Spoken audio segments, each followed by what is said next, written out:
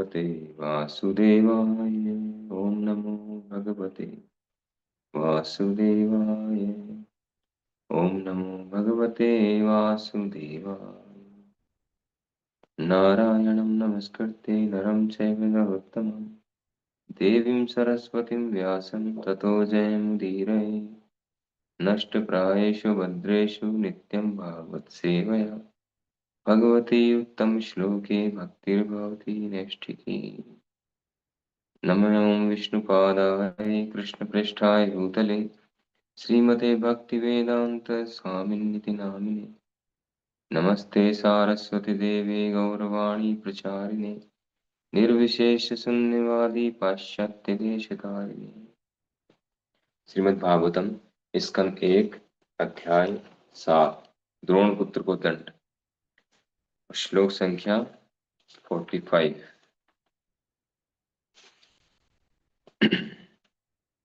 स एष भगवान् द्रोण प्रजारूपेण वर्तते तस्यात्मनो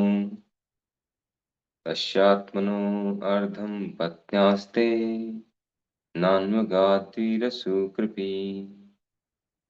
अपने पुत्र द्वारा प्रतिनिधित्व किए जाने के कारण वे द्रोणाचार्य अब भी निश्चित रूप से विद्यमान हैं। उनकी पत्नी कृपी सती नहीं हुई क्योंकि वे पुत्रवती थीं। तात्पर्य, द्रोणाचार्य की पत्नी कृपी कृपाचार्य की बहन थी। शास्त्रों के अनुसार पति प्राणा स्त्री अर्धांगिनी होती है और यदि वह निसंतान हो तो अपने पति के साथ स्वेच्छा से मृत्यु का वर्ण कर सकती है।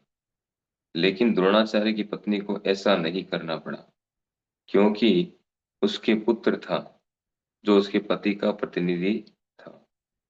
पुत्रवती विधवा नाम के लिए विधवा होती है, अतएव हर तरह से अश्वत्थामा द्रोणाचार्य का प्रतिनिधि था।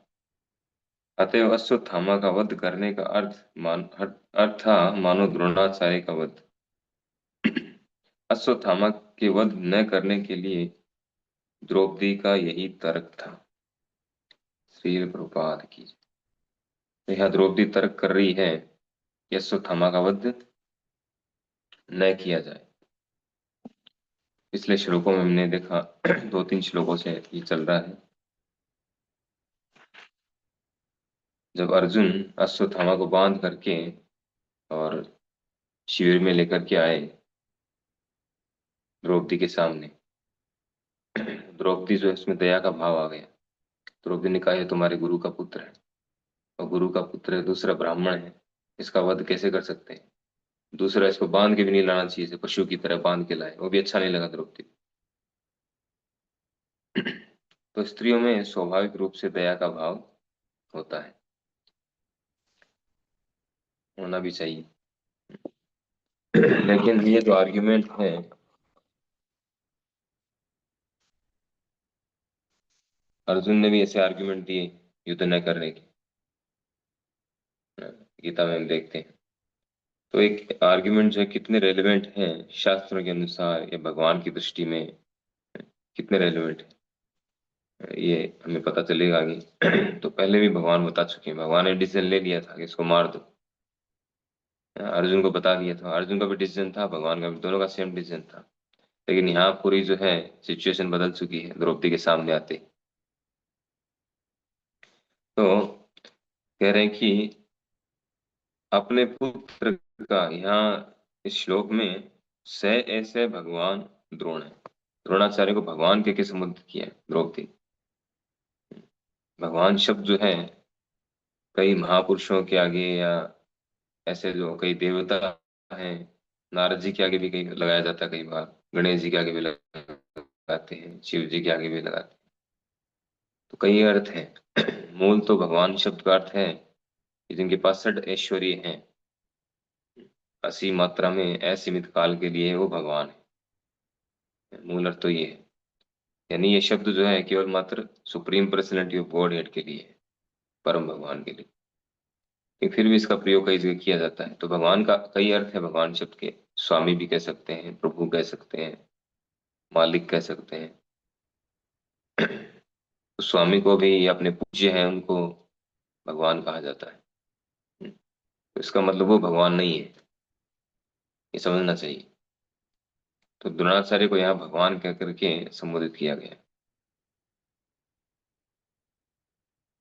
प्रजा रूपेण वर्तते, तो द्रोणाचार्य के पुत्र अश्वत्थामा जीवित हैं। द्रौपदी का आर्ग्यूमेंट है कि क्योंकि अश्वत्थामा जीवित हैं,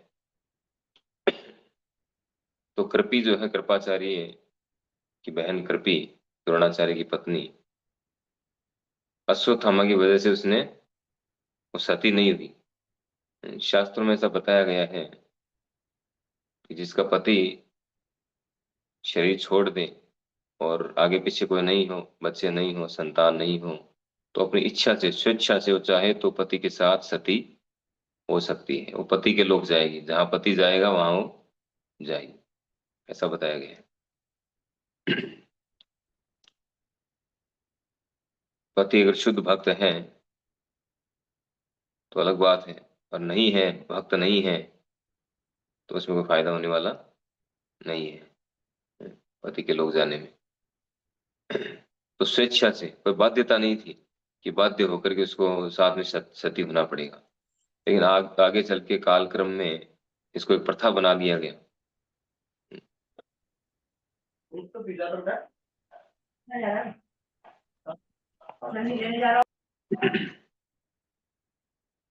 इसको प्रथा बना दिया गया, सती प्रथा। आपको पता होगा, जबरदस्ती जो है, किसी का पति सती हो, पति खत्म हो गया, उसको आग में प्रवेश करा दिया जाता था साथ में, कि तुम्हें सती होना पड़ेगा, पकड़ करके जबरदस्ती। तो कुप्रथा शुरू हो गई है। अंग्रेजों ने फिर इसको बंद किया था। तो यहाँ पे साफ साफ कहा गया, स्वेच्छा से, अगर कोई चाहे तो स्वेच्छा से वो सती हो सकती है। ऐसा नहीं जबरदस्ती उसको सती होना पड़ेगा, ऐसा कोई नियम नहीं है शास्त्रों में। तो कह रहे हैं कि वो सती इसलिए नहीं हुई, तो अब भी यहाँ पे आर्गुमेंट दे रही है, सती हो सकती थी। जैसे हम कुंती महारानी जो पांडु जंगल में थे और शरीर छोड़ दिया था, तो पांडु महाराज की दो पत्नियां थी, माद्री और कुंती। तो उनके बच्चे थे, तो माद्री जो है उनके साथ सती हो गई, और कुंती महारानी रह गई बच्चों की देखभाल के लिए, ये जिम्मेदारी है। तो माद्री के साथ सती हो गई। तो स्वेच्छा से को चाहे तो सती हो सकती है, किसी तरह की बाध्यता नहीं। उस सती होने का ये कारण भी था, एक तो पति से बहुत अधिक अटैचमेंट होता था, वो कारण है। दूसरा कारण है कि पति को जो गति प्राप्त होगी, पहले जो पति होते थे वो सब या तो भक्त होते थे या वैदिक नियमों का पालन करने वाले होते थे, जेंटलमैन होते थे, सभ्य लोग थे। अब ऐसा है नहीं।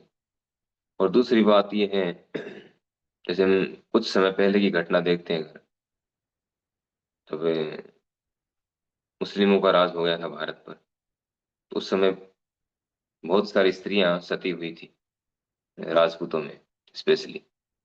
उसके पीछे कारण क्या था? इनसिक्योरिटी, कि राजा जो है युद्ध में मारा गया है, मारा जाएगा, उसके बाद में उसकी जो रानियां हैं वो सब क्या करेंगी?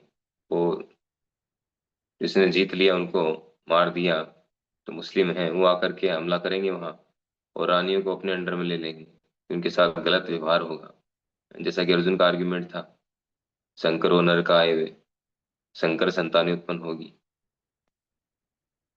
तो इस तरह के जो खतरों से बचने के लिए वो सती हो जाती थी, जोहर करती थी, जोहर बोलते थे उसको। एक बहुत बड़ी घटना हुई थी, अ, शायद ये है,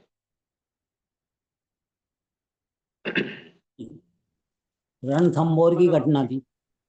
रणथंभौर की नहीं, कई जगह हुई, लेकिन एक बड़ी घटना थी वहां और की। था नहीं रणथंभौर। चित्तौड़, चित्तौड़। हाँ, चित्तौड़ में।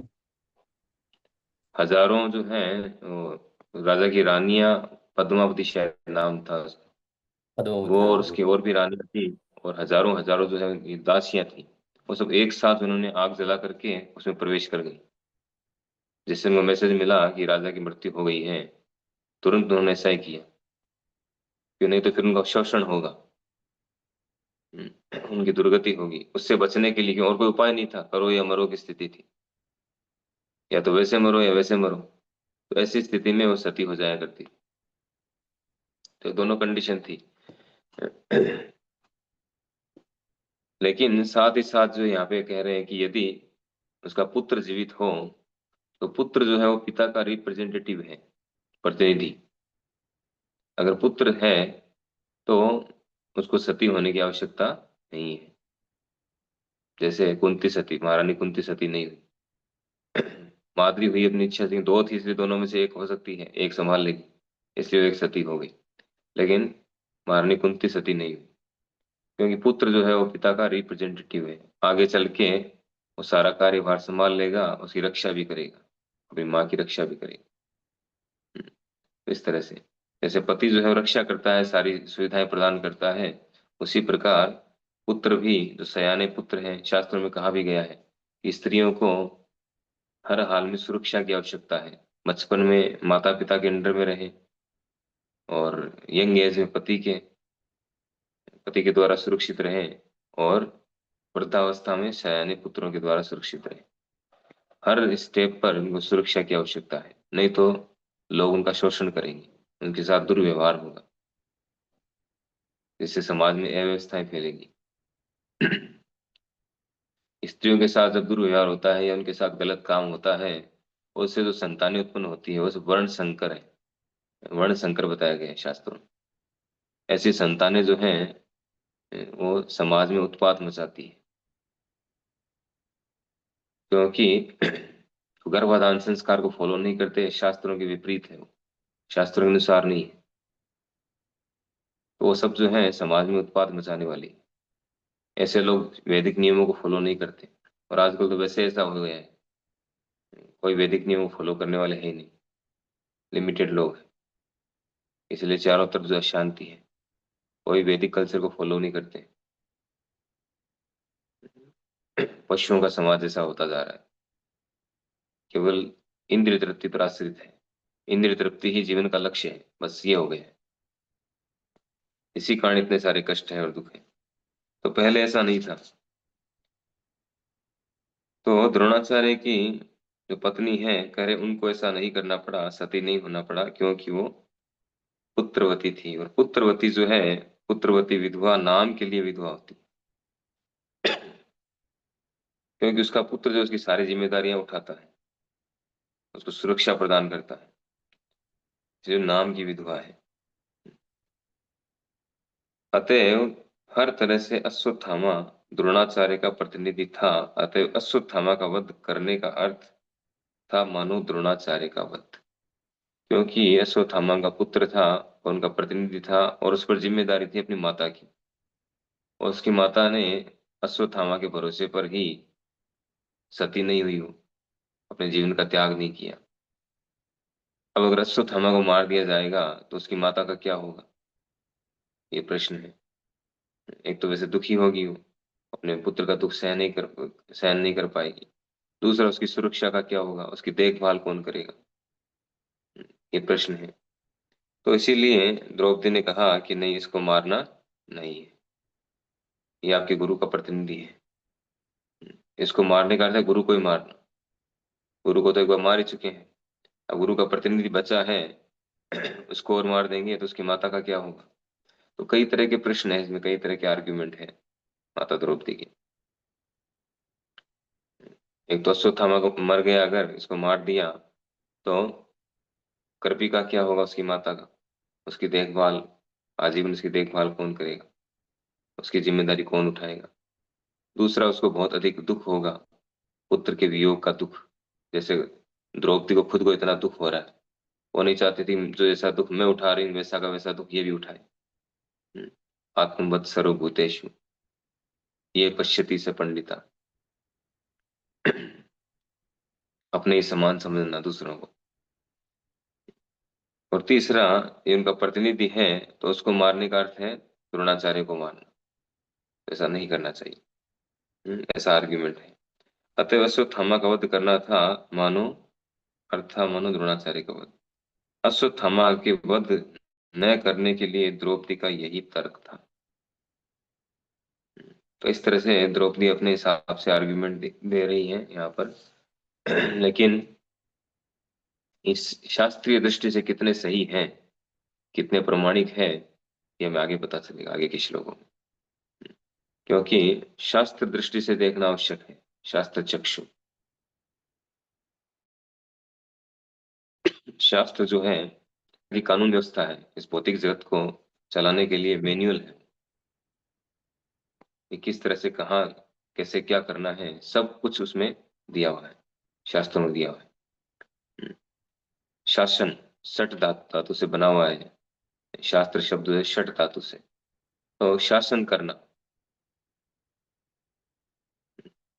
इसीलिए पहले के जो राजा महाराजा होते थे वो ब्राह्मणों से और अपने गुरुओं से सलाह लेकर के, उनके गाइडेंस में रह करके शासन चलाते थे, कि बिना शास्त्रों के नियमों के शासन नहीं चल सकता है। अभी भी हम हमारे संविधान में अगर देखेंगे, बहुत सारी अमेंडमेंट होते रहते हैं, बहुत सारी कमियां भी होंगी, अच्छी बातें भी होंगी, सभी तरह की चीजें हैं। हम गौर करें देखेंगे ज्यादातर बातें जो हैं वो शास्त्रों से मेल खाने वाली है, ज्यादातर चीजें। तो ये सारा ज्ञान जो है कहाँ से आया है? शास्त्रों से आया है। किसी भी क्षेत्र में देख सकते हैं, हर क्षेत्र में, प्रत्येक क्षेत्र में जो भी कुछ हो रहा है, जो भी कुछ व्यवस्थाएं हैं या जो भी ज्ञान है, वो सारा शास्त्रों से संबंधित है। हाँ, उसमें अपना अपना मत मिला करके लोगों ने इसको थोड़ा ऊपर नीचे कर दिया है, एज इट इज फॉलो नहीं कर रहे। कमी आई है। पहले एज इट इज फॉलो करते थे, उसको यथारूप फॉलो करते थे। एज इट इज फॉलो नहीं करेंगे तो इतना असरदार नहीं होगा, फिर उसका रिएक्शन कुछ और ही आएगा। अगर एज इट इज फॉलो करें शास्त्रों को तो बहुत ही अच्छे परिणाम आएंगे। इस प्रकार द्रौपदी आर्ग्यूमेंट दे रही हैं अपने हिसाब से, अपने मन से।